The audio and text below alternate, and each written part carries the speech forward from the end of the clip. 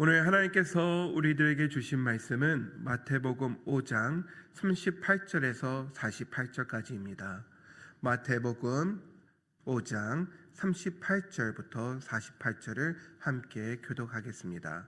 제가 먼저 38절을 봉독합니다. 또 눈은 눈으로 이는 이로 갚으라 하였다는 것을 너희가 들었으나 나는 너에게 이르노니 악한 자를 대적하지 말라.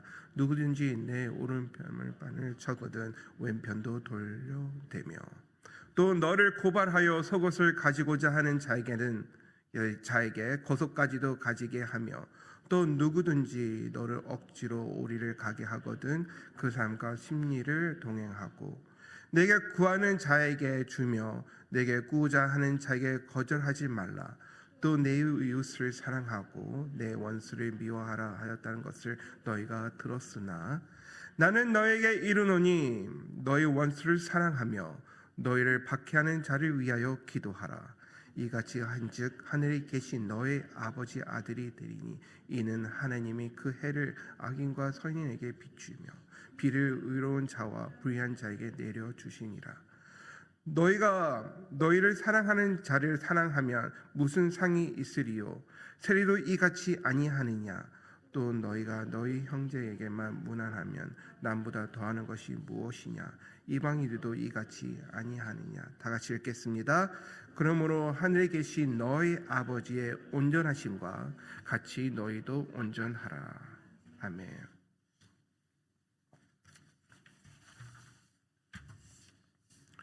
오늘 설교 제목은 너희도 온전하라입니다. 너희도 온전하라. 사랑하는 성도 여러분, 우리는 공정함을 중요하게 여기는 시대에 살고 있습니다. 당한 만큼 갚아야 된다. 손해보면 바보다. 참는 것은 한두 번까지다라는 이런 말들이 요즘 세상 속에서 너무나 자연스럽게 들리는 말이기도 합니다. 그런데 이상하지 않으십니까? 공정하게 살려고 애쓰는데 마음은 점점 무거워짐을 우리가 알 수 있습니다.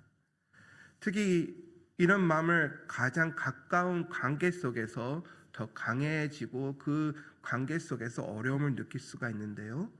부부 사이에서, 형제 자매 사이에서, 교회 안에서, 직장과 공동체 안에서 왜 항상 내가 져야 하지? 왜 늘 내가 참아야 하지? 하는 질문을 우리가 할 수 있습니다. 성도 여러분, 이 질문은 믿음이 없는 질문이 아니라 너무나 사람다운 질문이라는 것을 여러분에게 말씀을 드립니다. 왜 내가 항상 져야 하지? 왜 늘 내가 참아야 하지? 이런 질문이 오늘 예수님은 이 질문을 외면하는 것이 아니라 정면으로 다루고 있다는 것을 오늘 본문을 통해서 우리가 알 수 있습니다.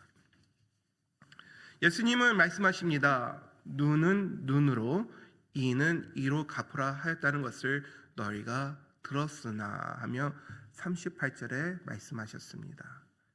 이 말씀은 출애굽기 21장에 나오는 실제 율법입니다. 하지만 하나님께서 이 율법을 주신 목적은 마음껏 복수하라가 아니었습니다. 오히려 그 반대입니다. 감정이 폭발하지 않도록 보복이 점점 커지는 것을 막기 위해 여기까지다라는 선을 그어주신 법이라는 것입니다. 근데 사람들은 어떻게 생각하고 이 말씀을 자기 삶에 적용하고 있습니까? 선을 지키기보다는 선을 넘는 핑계를 본문 말씀에서 찾고 있는 것입니다. 그래서 이 말씀이 어느 순간부터는 정당한 복수의 명분으로 사람들은 사용하고 있다는 것을 예수님이 잘못됐다고 지적하고 있는 것입니다.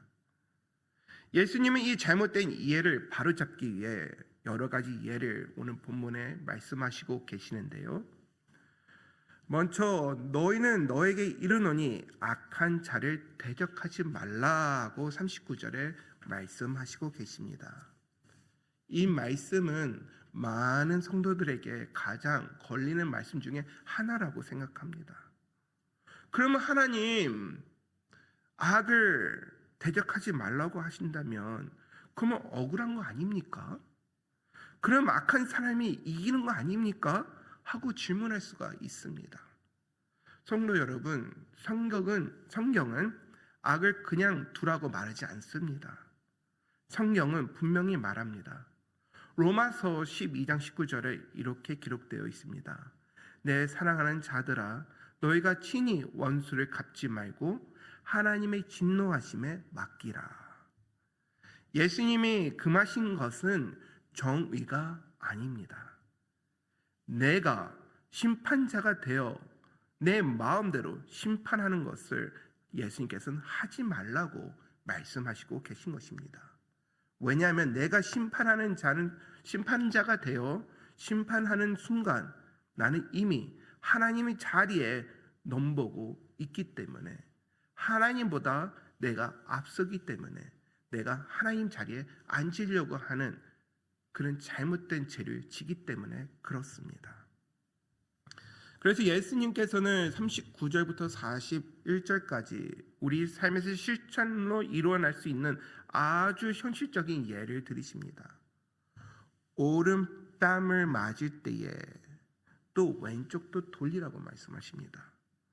근데 우리가 주로 뺨을 때릴 때 오른손을 때리면은 어디 뺨이 맞습니까? 왼쪽 뺨이 맞습니다. 그러니까 지금 이 표현은 이렇게 몸을 비틀고선 세게 휘두르면서 반대편 사람의 오른뺨을 때리는 큰 행동적인 폭행과 같은 움직임을 얘기하고 있는 것입니다. 여러분, 그런 뺨을 맞아본 적 있으십니까? 그럼 혹시 그런 뺨을 맞으셨다면은 사람을 없이 여기는 모욕과 같은 느낌을 받을 수가 있다는 것입니다. 근데 예수님께서는 어떻게 그런 모욕을 받은 사람한테 왼쪽 뺨도 갖다 대라고 말씀할 수가 있겠습니까? 너는 나를 이렇게 대하지만 나는 너와 같은 방식으로 사지 않겠다는 신앙의 선언을 우리한테 실천하라는 것입니다. 네가 나를 때렸다고 해서 나는 너를 때리지 않아. 네가 나한테 욕했다고 해서 나는 너를 때 욕을 하지 않을 거야. 네가 나를 업신여기고 모욕한다 할지라도 나는 너의 방식대로 너한테 갚아주지 않을 거야. 내 안에 예수님이 있기 때문에 난 예수님만을 붙잡고 예수님 말씀 순종하 나갈 거야.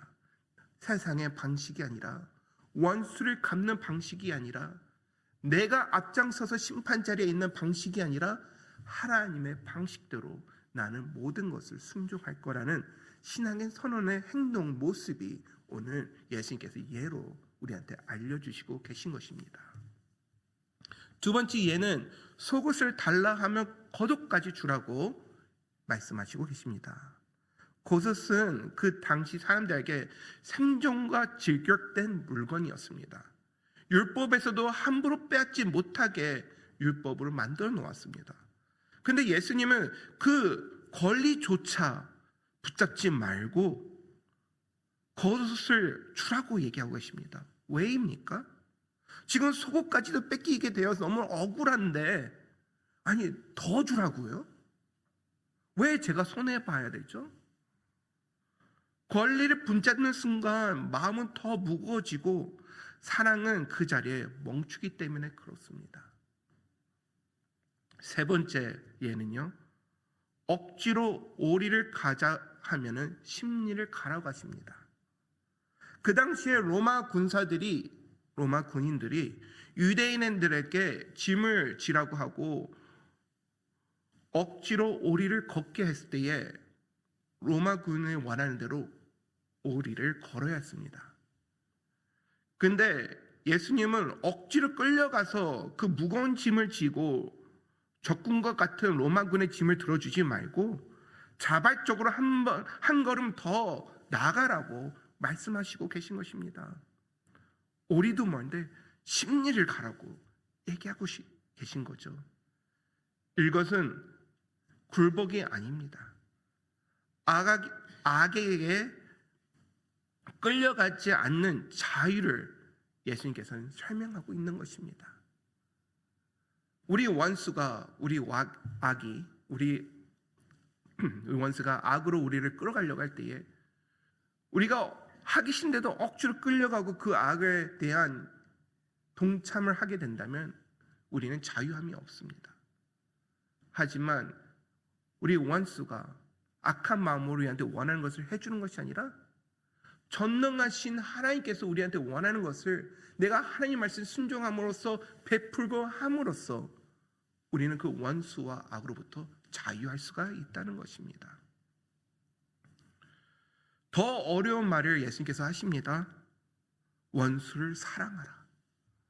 예수님은 더 나아가 너희 원수를 사랑하며 너희는 박해한 자를 위해서 기도하라고 44절에 오늘 말씀하시고 계시지 않습니까? 이 말씀이 저한테는 개인적으로 너무나 어렵습니다. 저는 피해자인데요. 제가 너무나 고생을 하고 어려움 속에 상처 속에서 간신히 믿음으로 하나님만 붙잡고 있는데 내 마음에 저 사람을 용서할 수 없는 그런 아픔이 있는데 어떻게 원수를 제가 용서해 줄 수 있고 또 사랑해 줄 수가 있을까요? 하는 그런 기도를 제가 오랫동안 했었습니다. 여러분들은 어떻습니까? 여러분들 주변에 원수가 없으시죠? 누구는 이런 말을 하더라고요. 집안에 같은 방에 원수가 있다고, 남의 편이 있다고, 남편을 대고서 얘기하시는 여성분들의 얘기를 들어본 적이 있습니다. 남편이 남의 편이기 때문에 원수라고. 여러분, 가까운 곳에서도 부부 사이에서도 하나 되기가 너무 어려운데, 서로 맞춰하기가 더욱더 어려운데 어떻게 멀리 있고 같이 하기 쉽지도 않은 사람을 어떻게 사랑할 수 있으며 어떻게 그분들을 위해 용서해주고 기도할 수 있겠습니까? 너무 사람 같은 마음으로는 그건 불가능합니다. 할 수가 없어요. 근데 우리가 이걸 하라고 예수님께서 말씀하실 때는 우리가 이 죄로부터 하나님의 관계로부터 온전해지기 위해 모든 것으로부터 자유하기 위해 하나님께서는 진리의 말씀의 길을 우리한테 알려주시는 겁니다. 우리가 원수를 용서해주지 않고 사랑하지 않는다면 우리 안에서만 타들어가요. 저 사람은 아무 문제 없이 나한테 상처 주고 저렇게 행복하게 사는데 나 혼자만 끙끙 앓고선 하면서 내 안에 타들어가는데 왜 상처받는 것도 힘든데 왜 내 안에서까지 타들어가서 왜 두 배로 손해를 봅니까? 누굴 미워하고 정죄하는 순간 우리는 하나님 앞에 죄인으로 쓰게 됩니다. 저 사람하고도 관계가 안 좋은데 왜 저 사람 때문에 또 하나님의 관계가 더 망가져야 됩니까? 여러분, 하나를 놓기 싫어서 해결하고 싶어서 두 개나 아니면 더 많은 것을 잊지 않은 여러분이 되기를 바랍니다. 하나님 관계가 중요하죠. 사람의 관계보다도요. 하나님과 온전한 관계가 돼 있다면 왜 하나님께서 주변 이웃과의 관계도 온전케 해주시지 않으시겠습니까? 여러분, 중요한 것을 오늘 본문에서 깨달아야 됩니다.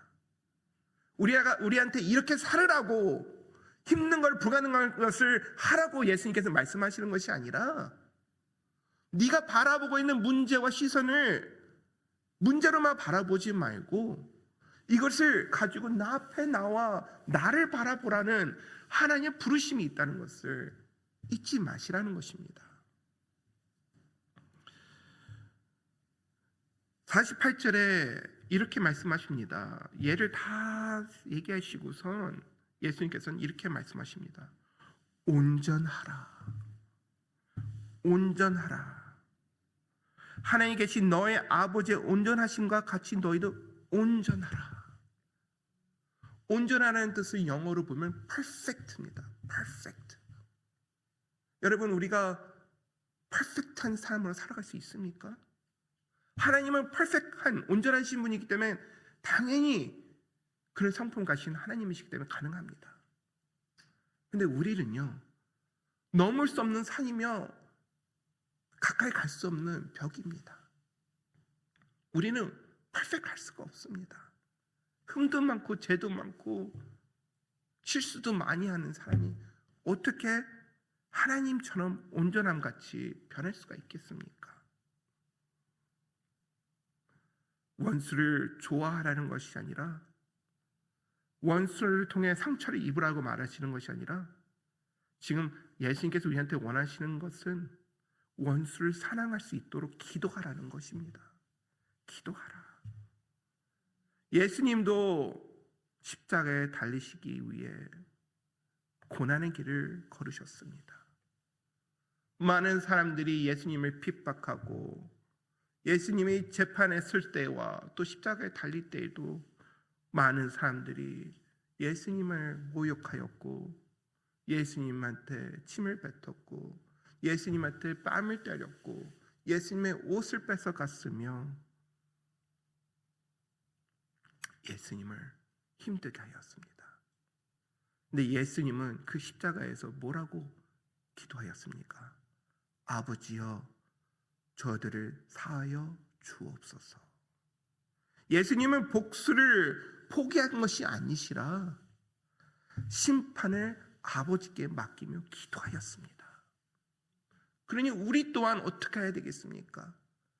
우리가 할 수 없는 것, 우리의 예수님 발자취를 따라가는 믿는 사람으로서 우리 또한 하나님께 기도해야 되지 않겠습니까?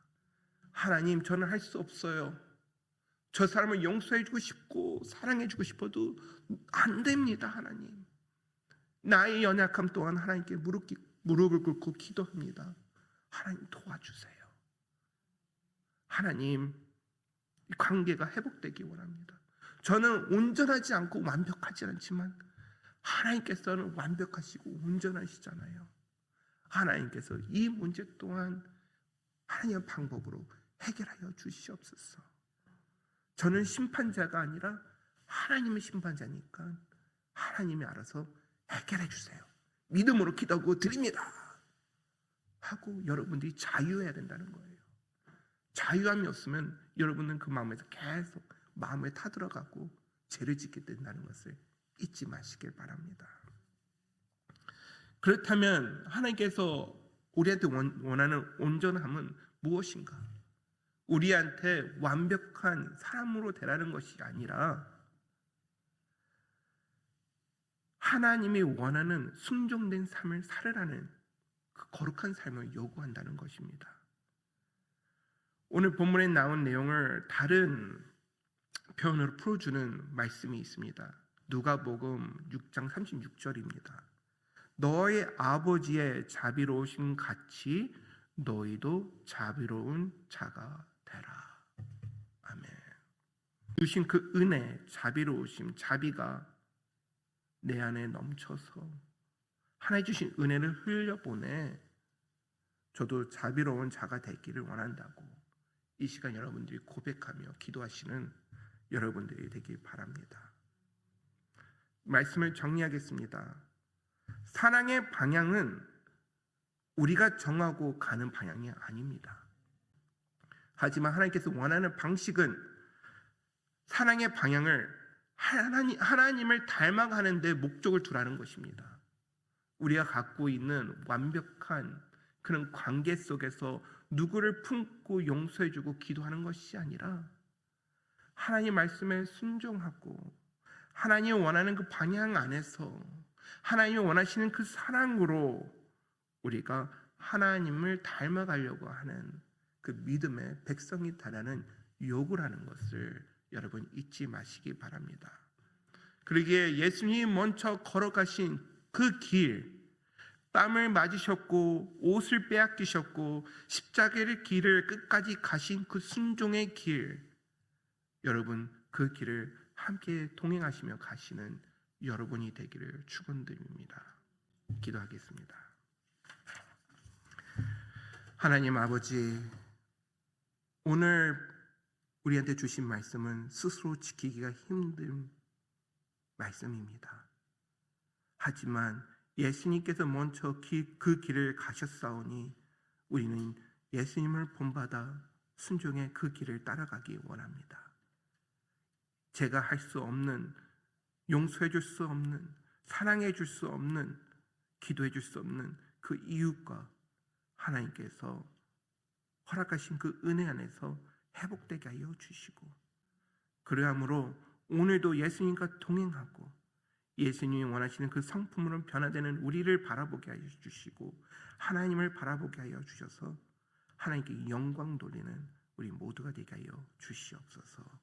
예수님의 이름으로 기도드립니다.